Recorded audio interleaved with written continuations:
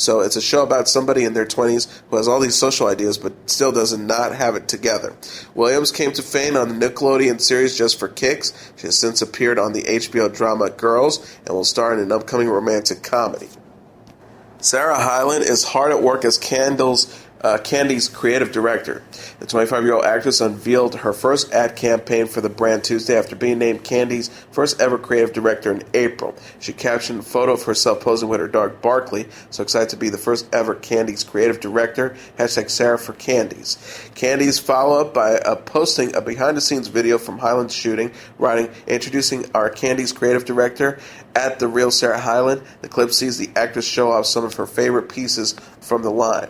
Hyland said in a statement, "As a new creative director, I'm excited to show the Candie's girl and the professional working woman how she can go into that more sophisticated phase in her life while still keeping her style girly, fresh, and fun." Candie's was founded in 1981 and is available for purchase in Kohl's stores. Singers Britney Spears and actresses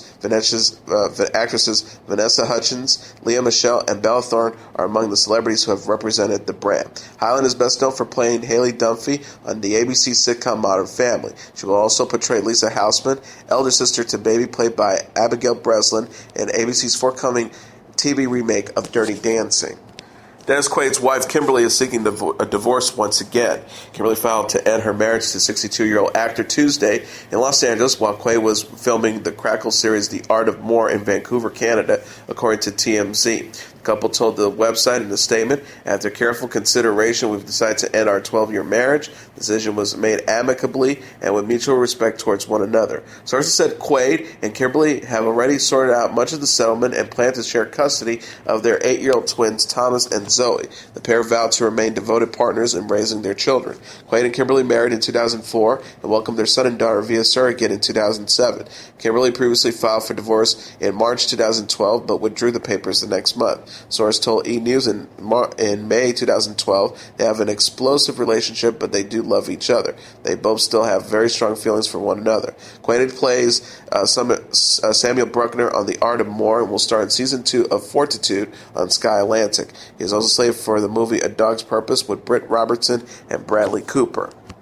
Nicolas Cage is dating again following his split from Alice Kim. The 52-year-old actor was spotted at dinner Friday with a mysterious woman in a kimono, news outlets reported this week. Cage and his date enjoyed sushi at the ensemble restaurant and were seen sharing a kiss during the meal. The pair attended a Carrot Top show in Las Vegas the next day, according to TMZ. The Ghost Rider star's rep has announced Cage's separation from Kim just hours before the actor's date. The couple, who split in January, were married for nearly 12 years and share 10-year-old son Khalil.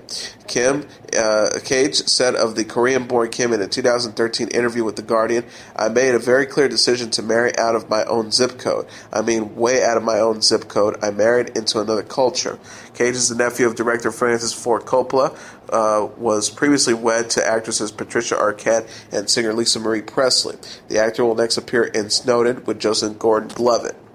And speaking of Lisa Marie Presley, she has filed divorce from husband Michael Lockwood after nearly 10 years of marriage. According to court documents obtained by People magazine, Presley is citing irreconcilable differences and has requested full custody of their 7-year-old twin daughters, Harper Vivian Ann and Finley Aaron Love. Presley is also pushing for Lockwood to have monitored visitations with their children and is not seeking spousal or child support. A source disclosed to TMZ she doesn't want any of his money. The pair married in January 2006 in a traditional ceremony in Japan. This will be the 4th divorce for Presley, who was previously married to Danny Cove from 1988 to 1994, with whom she shares 2 children, Riley, 27, and Ben, 23. She was also famously married to Michael Jackson from 1994 to 1996, and then to Nicolas Cage for a short period in 2002. And a passing to report, rock guitar pioneer Scotty Moore, an original member of Elvis Presley's band, has died after several months of declining health. He was 84. Moore, hugely influential and the last surviving member of Presley's first band, which included bassist Bill Black and producer Sam Phillips, is considered one of the creators of the sound of rock and roll. Rolling Stones guitarist Keith Richards said, "Everyone else wanted to be Elvis, I wanted to be Scotty."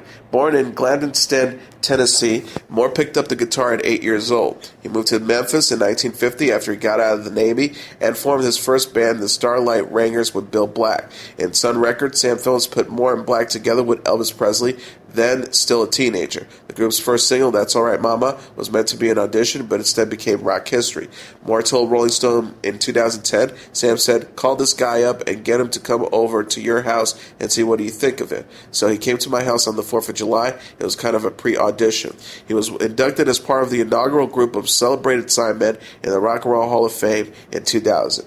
Moore was 84.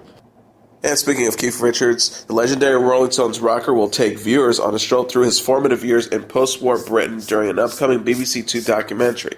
He'll also take them down side paths for films and live performances during a Lost Weekend series for BBC 4 airing in September. The feature, Keith Richards, The Origins of Species, will be the centerpiece of BBC's year-long My Generation season on pop music history, The Guardian reported. It airs July. Gillian Temple will direct the documentary that will reclaim on film for the first time the Stones' guitarist's roots growing up in southeast London. Temple's other credits include Great Rock and Roll Swindle, Absolute Beginners, and Glastonbury. Richards recalled in the documentary there was a feeling in the late 50s and early 60s that there was a change coming, the Belfast Telegraph reported. He said Harold Macmillan, the UK Prime Minister from 1957 to 1963, actually said that the winds of change and all that, but he didn't mean it quite the same way. I certainly felt that my generation and what was happening and the feeling in the air was it's time to push limits. The world is ours now, and you can rise or fall on it. The documentary tells on how Richards narrowly survived the bomb during World War II when bricks and mortar were blasted onto his bed when he was just a baby. The pieces will also recount austerity, rationing, and the origins of the British National Health Service ending when the Rolling Stones was formed. Temple, who made a concert film with the Stones in 1981 called Stones at the Max, is obviously excited about the documentary. He says, "Listening to the early Stones as a kid changed everything for me. I felt a new way of living emerging, a new kind of person becoming possible, something I wanted to be a part of. And without a doubt, I thought Keith Richards was the origins of the species." This film sets out to explore how both he and the 60s in England came about. Prince Harry jumped on stage with Coldplay Tuesday, joining frontman Chris Martin sing Up and Up during his HIV/AIDS charity event.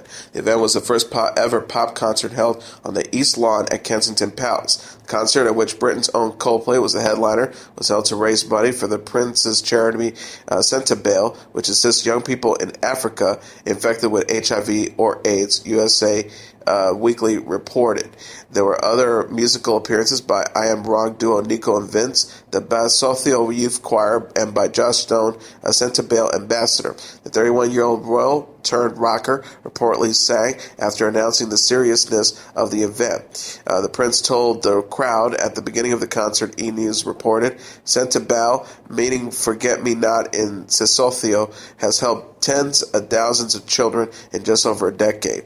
We're focused on not just making sure children with HIV get the medical treatment they need, but the emotional support and empowering knowledge that is so vital for their long-term health and prosperity. The Hollywood Walk of Fame announced its honorees for 2017 on Tuesday. 34 figures in the entertainment industry, including lead singer Selena, recording artist John Legend, and actors Dwayne Johnson, Chris Pratt, and Ryan Reynolds will receive the star next year. Committee Chair Vin DiBona said, "The Walk of Fame Selection Committee is thrilled to announce our newest honorees to the Hollywood Walk of Fame. The committee looked carefully at each nominee, and we feel that they have selected a great group of talent." And the television producer added, "As a Walk of Fame famer myself, I know these honorees will look back at the days of their ceremonies and remember it with fond memories, share with families, and of course the fans." The Walk of Fame stretch alongside Hollywood Boulevard and Vine Street in Los Angeles is comprised of more than 2,500 stars. The plaque recognizes achievement in motion pictures, broadcast television, audio recording of music, broadcast radio, and theater live performance. Kanye West is expanding his partnership with retail giant Adidas. The 39-year-old rapper and designer cemented a long-term collaboration with the sportswear company after first teaming with the brand in 2014. Adidas announced plans for Adidas plus Kanye West shoes, clothes, accessories, and retail stores in a press release Wednesday. West will work with a dedicated team on the development and creation of the Yeezy brand products. Adidas CMO Chris Leckie said, "Kanye is a true creator who has the ability to see things others don't. We're excited and honored to build on this partnership and eagerly looking forward to define the future together. He added, with Adidas plus Kanye West, we are exploring new territories by opening up the sports world to Kanye's creativity. That is what Adidas has always been about, empowering creators to create the new. West and Adidas first collaborated on the designer's Yeezy Boost shoes and released the Yeezy Season 1 clothing line in 2015. Many questioned West's future with the company after he debuted Season 2 without Adidas. And here are the top 10 songs on the Billboard Hot 100 singles charts for the week of July 9th. Number 10, 21 Pilots with Ride. Number 9, Kent Jones with Don't Mind. Number 8, Rihanna with Needed Me. Number 7, Fifth Harmony featuring Ty Dolla $ign with Work From Home. Number 6, Sia featuring Sean Paul with Cheap Thrills. Number 5, Calvin Harris featuring Rihanna with This Is What You Came For. Number 4, The Chainsmokers featuring Dia with Don't Let Me Down. Number 3, Designer with Panda. Number 2, Justin Timberlake with Can't Stop the Feeling. And the number 1 song on the Billboard Hot 100 singles charts for the week of July 9th, Drake featuring Wizkid and Kayla with One Dance. And now let's take a look at what happened on this date in entertainment history. On this date in 1989, Do the Right Thing is released. On this date in 1989, the writer-director Spike Lee's third feature film, Do the Right Thing, a provocative, racially charged drama that takes place on one block in Brooklyn's Bedford-Stuyvesant neighborhood on the hottest day of the year, is released in U.S. theaters. The block in question is home of Sal's famous pizzeria, the only white-owned business in the neighborhood. Mookie, played by Lee, delivers pizza for Sal, played by Danny Aiello. He is friendly with Sal's younger son, Vito, played by Richard Edson, a fact that angers Vito's brother, Pino, played by John Turturro, who resents the black majority in the neighborhood. As various characters talk and circulate around Sal's and the nearby Korean-owned convenience store, tensions build to the breaking point, and violence breaks out with tragic consequences. Among Do the Right Thing's memorable supporting cast are the neighbors staples, the mayor and mother's sister, played by real-life couple Ozzie Davis and Ruby Dee, Radio Raheem, played by Bill Nunn, who continuously blasts Public Enemy's rap, Fight the Power, from his massive boombox, Mookie's sister, Joy Lee, Spike's own sister, his Puerto Rican girlfriend, Tina, played by Rosie Perez, making her feature film debut, and the spook-talking radio disc jockey, Mr. Senior Love Daddy, played by Samuel L. Jackson. Upon the release, Do the Right Thing caused a sensation for its incendiary portrayal of race relations, including specific allusions to some of the notorious recent events in New York. Some critics, including David Denby, then of New York Magazine, speculated that the film would entice black audiences to anger and violence. In an interview with New York Magazine in April 2008, the always outspoken Lee recalled the controversy. One of the biggest criticisms was that I had not provided an answer for racism in the movie, which is insane. And what's even more insane is people like Joel Klein, who also wrote about the film for New York, and David Denby felt that this film was going to cause riots. Young black males were going to emulate Mookie and throw garbage cans through the windows. Like, how dare you release this in the summertime? You know how they get in the summertime. This is like playing with fire. I hold no grudges against them, but that was 20 years ago, and it speaks for itself.